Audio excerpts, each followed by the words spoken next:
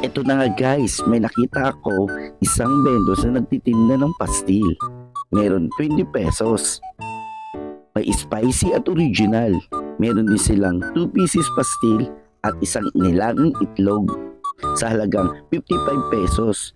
Makikita nyo siya sa harap ng Astrotel dito sa Divisoria Recto. Sulit ito sa budget nyo.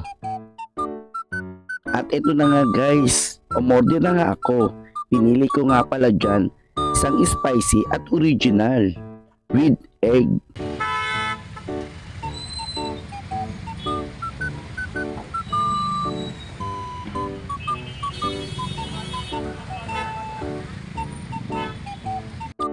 Ayan guys, siya nga pala si Mark. Makikita nyo siya sa harap ng Astrotel. Tulungan po natin ang mga small business katulad ni Mark.